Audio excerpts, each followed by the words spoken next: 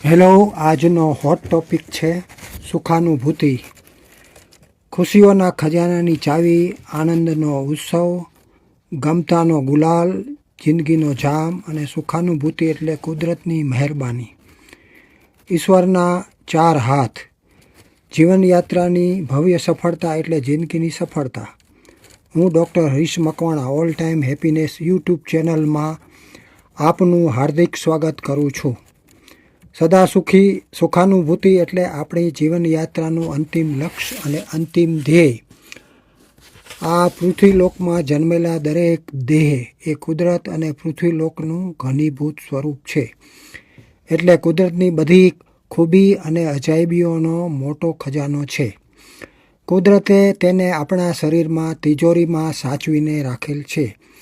આપણે જ્યારે જાગૃત સાથે જ્ઞાન સ્વરૂપમાં પ્રતિપાદિત થઈએ છીએ ત્યારે આ ખજાનાને ખોલવાની ચાવી સ્વયં આપણા ચિત્ત પર વિદ્યમાન થાય છે. પણ આપણી શારીરિક વ્યસ્તતાને કારણે આ તરફ આપણું મન અને ચિત્ત જતું નથી. એટલે આપણી બધાની આ કમનસીબી છે. જે પણ હોય તે, આપણે બધા ઇન્ડિવિડ્યુઅલ જીનેટિક પેટર્નથી શણગારેલા અને સજાવેલા છીએ. એ મુજબ આપણી જીવનયાત્રા ચાલે છે. મેડિકલના ડીપ અભ્યાસ અને લાંબા ગાળાની મેડિકલ પ્રેક્ટિસ અને દર્દીઓના અનુભવ અને મેડિકલમાં થયેલા એક્સપેરિમેન્ટ અને રિસર્ચના આધારે હું ચોક્કસ અને ખાતરીપૂર્વક કહીશ કે આપણી જીવનયાત્રા માત્ર જન્મથી મૃત્યુ સુધી માત્ર અને માત્ર આપણામાં થતા હોર્મોન્સના સ્ત્રાવ પર આધારિત હોય છે. હું તમને એક દાખલો આપું. બાળકના વિકાસમાં ગ્રોથ હોર્મોન્સની નોર્મલ માત્રાથી ઓછો હોય તો તેનો વિકાસ થતો નથી, અને નોર્મલ માત્રાથી વધારે ગ્રોથ હોર્મોનનો સ્ત્રાવ થાય તો તે બાળકના જીજાન્ટિઝમ થાય છે. એટલે રાક્ષસ જેમ અસામાન્ય રીતે વિકાસ જલ્દી અને મોટો થાય છે.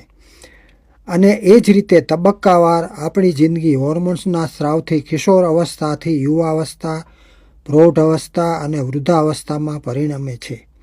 તે પેટર્ન અબજો માનવીના દેહમાં દરેકની જેનેટિક પેટર્ન કુદરતની કરામત મુજબ અલગ અલગ હોય છે. તે મુજબ હોર્મોન્સના સ્ત્રાવોની પેટર્ન રહેતી હોય છે. પણ આપણે મેડિકલ સાયન્સની કરામતથી આ હોર્મોન્સના સ્ત્રાવને બહારથી ફેરફારો કરી શકવાને શક્તિમાન છીએ. એ કુદરતે આપણને આપેલી દેણગી છે. આપણે બધા કુદરતના આભારી છીએ. સદા સુખી થવાના રાજમાર્ગમાં જવા માટે આપણે થોડા બ્રેઇનમાં થતા હોર્મોન વિશે થોડું જ્ઞાન મેળવવું જોઈએ. આપણા મગજમાં ઘણી બધી જાતના બ્રેઇન હોર્મોન્સ, કેટેકોલામાઇન્સ અને વિદ્યુત ચુંબકીય ફેરફારો થતા હોય છે, જે આપણા વિચારો, લાગણીઓ અને આપણી બિહેવિયર પર અસર કરતા હોય છે. આપણે ડે ટુ ડે લાઈફમાં સુખાનુભૂતિ અને ચિંતા જે અનુભવીએ છીએ તે આ હોર્મોન્સ આધારિત હોય છે. એટલે આપણે પ્રયત્ન એ કરવાનો છે કે હેપી હોર્મોન્સનો સ્ત્રાવ વધારવા માટેનો પાસવર્ડ જાણી લેવો જોઈએ. દાખલા તરીકે પાસવર્ડ એટલે હેપી હોર્મોન્સની કેટેગરીમાં આવતો હોર્મોન્સ એન્ડોર્ફિન. એ રિલીઝ કરવા માટે દૈનિક કસરત કરવી જરૂરી છે. શારીરિક કસરત, જોગિંગ, કુદરતના ખોળે વિહરવું, સ્વિમિંગ કરવું એ આ હોર્મોન્સના સ્ત્રાવને વધારે છે. એટલે આપણો આખો દિવસ ખુશમિજાજ અને સ્ફૂર્તિલો રહે છે. હેપી હોર્મોન્સની કેડરમાં આવતો બીજો હોર્મોન્સ છે ઓક્સિટોસિન, જે દિવસ દરમિયાન એકબીજાને હગી કરવાથી સ્ત્રાવની માત્રા વધે છે. માતા બાળકને ભાવોમાં લઈને જે સુખાનુભૂતિ કરે છે. આપણે પ્રેમથી એકબીજાને ભેટીએ ત્યારે આ હેપી હોર્મોન્સનો સ્ત્રાવ થાય છે. તેમાં પણ કેટેગરી હોય છે. પ્રેમીઓ એકબીજાને આલિંગન આપે ત્યારે ઓક્સિટોસિન સાથે સ્ત્રીઓમાંથી સ્ત્રી હોર્મોન અને પુરુષમાંથી પુરુષ હોર્મોનનો સ્ત્રાવ થાય છે, જે શરીર અને મનને પ્રફુલ્લિત કરે છે. જ્યારે આપણે શારીરિક સંબંધ સેક્સની પ્રક્રિયા વખતે આ બધા હોર્મોન્સના સ્ત્રાવોના શરીરમાં માઇક્રો ફુવારા થાય છે. એટલે જ સેક્સ વખતે વધારે સુખાનુભૂતિ થાય છે. પણ આપણે એટલા બધા નાદાન છીએ કે 100માંથી 90 લોકોને સેક્સની પ્રક્રિયા દરમિયાન પૂર્ણ સુખાનુભૂતિ થતી જ નથી. કુદરતે આપેલા અફાટ સુખથી આપણે વંચિત રહીએ છીએ. એના વિશે ભવિષ્યમાં હું અલગ વિડીયો આપને આપીશ. ત્રીજો હોર્મોન ડોપામીન છે, જે ઇન્ડિવિડ્યુઅલ મનગમતી પ્રવૃત્તિમાં ગરકાવ થવાથી આ હોર્મોન્સનો સ્ત્રાવ વધે છે અને આપણને આનંદ અપાવે છે. કવિને કવિતા બનાવતી વખતે, ચિત્રકારને ચિત્ર સર્જન કરતી વખતે, સ્ત્રીને શણગાર કે ખરીદીમાં આનંદ મળે છે અને આ પ્રવૃત્તિમાં પ્રશંસા મળતા હોર્મોન્સ રિલીઝ થાય છે.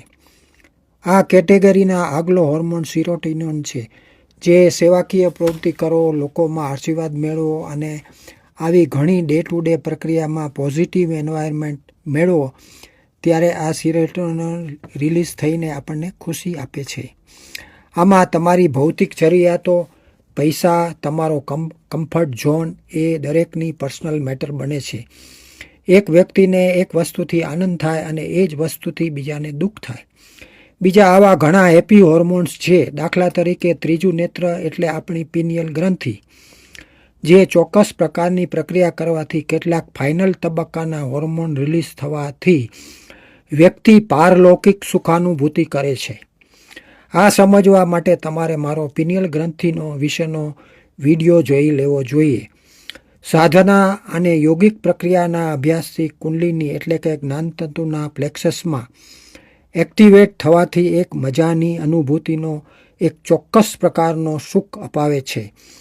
ધ્યાન કરવાથી કે રાખવાથી મન ચિત્ત જ્યારે વિચારો ફ્રીજ થવાથી પ્રક્રિયાથી બધા હેપી હોર્મોન્સના એક સાથે સ્રાવ થવાથી સાધક એક ચોક્કસ પ્રકારની ડીપ સુખાનુભૂતિનો અનુભવ કરે છે. એટલે માત્ર સારા વિચારો, દયાભાવ, અહોભાવ, બધા જીવો પ્રત્યેનો કરુણાભાવ એ કોઈ કારણ વગર મનુષ્યને એક નિજાનંદ અપાવે છે. આ બધા આપણામાં રહેલા હોર્મોન્સમાં આપણી ઈચ્છા વશમાં કરવા માટે વ્યક્તિગત થોડી પ્રક્રિયા જુદી જુદી હોય છે. થોડા કારણો દરેક જીવનના બ્રહ્માંડીય ડાયમેન્શનમાં થોડા માઇક્રો ફેરફારો હોય છે. એટલે આ જીનેટિક પેટર્ન દરેક જીવની અલગ અલગ જૈવિક પ્રકૃતિ અલગ અલગ હોય છે અને આમાં દરેક પેરેન્ટ્સ પોતાના બાળકોને નાનપણથી આ genetic happy hormones pattern set કરવા માંગતા હોય તો અમે દરેકની ઇન્ડિવિડ્યુઅલ માનસિક અને શારીરિક પ્રકૃતિ જાણીને એ મુજબ ટ્રેનિંગ આપીને આપને આપની જનરેશન સુધારીને ભવિષ્યમાં કાયમ સુખી થાય. અમારો સંપર્ક કરો. અમે આપના બાળકોને પર્સનલી ઓનલાઈન ટ્રેનિંગ આપીશું. તેમના બ્રેઇન હોર્મોન્સને ફિઝિકલ ટ્રેનિંગ આપીને ઉચ્ચ ગુણવત્તાસભર બનાવીશું. આ દરેક ટ્રેનિંગનો ચાર્જ છે. એટલે ફેસબુક, ઇન્સ્ટાગ્રામ કે બીજા સોશિયલ મીડિયામાં આવતા ગુરુઓ ટ્રેનિંગ આપે છે એથી અલગ પ્રકારની યુનિક ટ્રેનિંગ છે હોવાથી દરેકે પર્સનલ ટ્રેનિંગ આપવામાં આવશે. સુખી થવાના રાજમાર્ગ પર ગાડીને લઈ જવી હોય તો સંપર્ક કરો.